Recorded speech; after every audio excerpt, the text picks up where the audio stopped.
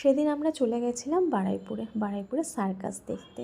তো সার্কাস দেখতে অনেকটাই বেলা হয়ে গেছিলো, বিকাল হয়ে গেছিলো। সেই জন্য ভাবলাম যে কাছাকাছি কোনো হোটেলে গিয়ে কিছু খাওয়া দাওয়া করা যাক। তো আমরা যে হোটেলে যাই সবসময় সেই হোটেলেই চলে গেলাম। আমার মেয়ে সিঁড়ি দিয়ে আরও উঠতে চাইছিলো, কিন্তু আমরা হোটেলে পৌঁছে গেছিলাম। তারপরে হাত ধুতে গিয়ে একটু ফটো তুলে নিলাম। মেয়েরা তো আয়না দেখলে ফটো তুলবেই। তারপরে চলে গেলাম ভেতরে গিয়ে দেখি ও দুষ্টুমি করছে।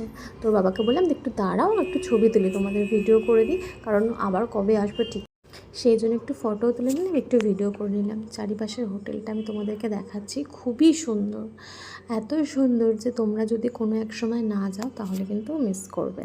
তো সামনাসামনি চলে গেলাম যে একটু ফটো তুলব বলে, কিন্তু সে কিছুতেই রাজি না। সে খুব রাগ করেছে, সে একটু পোজ দিচ্ছে না, আমার দিকে তাকাচ্ছে না। কেন পাপা আমাকে ধরলো, কেন আমাকে খেলতে দিচ্ছে না, কেন দৌড়াতে দিচ্ছে না, এই নিয়ে তার তো অনেক রকমের দাবি। সে সবসময় এটা ধরতে চায়, ওটা ধরতে চায়। তো করে দুষ্টুমি করা যায় সবসময়, তার মাথায় এটাই চলতে থাকে। তোর বাবা ওকে আটকাচ্ছিল যে ওগুলো সব পড়ে যাবে টেবিল থেকে, ধরো না মা। তো ও তো কিছুতেই শুনবে না, ওগুলো ধরতেই হবে, না বলা যখন হয়েছে তো ওগুলো ধরতেই হবে। তারপরে চলে এলো আমাদের গরম গরম ফিশ ফ্রাই আর ফ্রেঞ্চ ফ্রাই। তো দুটো খেতেই অসাধারণ ছিল। আমাদের মেয়ে থাকলে আমাদেরকে হাত দিয়ে খেতেই হয় না, ও আমাদেরকে খাইয়ে দেয়।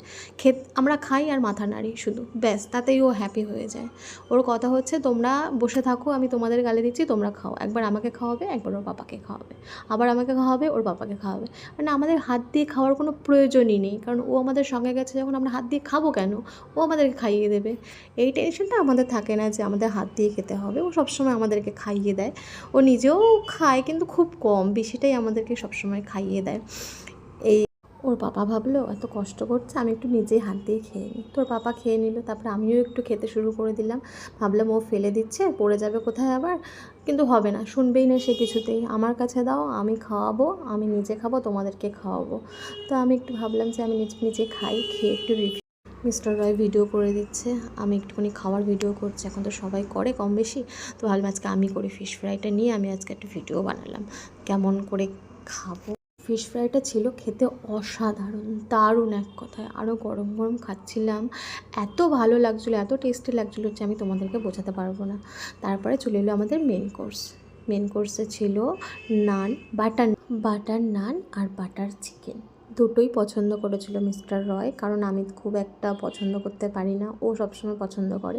আমি সাউথ ইন্ডিয়ানটাকে খুব ভালোবাসি আর কি। সাউথ ইন্ডিয়ানটা বললে এক চান্সে পারি, নইলে কিন্তু খুব একটা ভালো আমি চুজ করতে পারি না।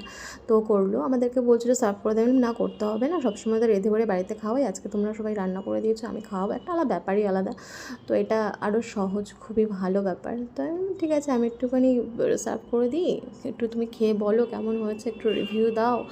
তো সে তুমি একটু বেশি করে একটু ঝোল টোল দিচ্ছিলাম যাতে মাখিয়ে খেতে পারে।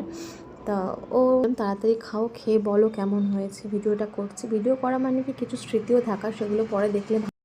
খেয়ে বললো দারুণ হয়েছে, তুমি খেয়ে দেখো, দারুণ ফাটাফাটি। তো আমারও খাওয়ার খুব ইচ্ছা হচ্ছিলো, কিন্তু কি করব, আগে ভিডিওটা করে নিই তারপরে খাবো। হাত লাগলে তখন তো আর ফোন ধরতে পারবো না।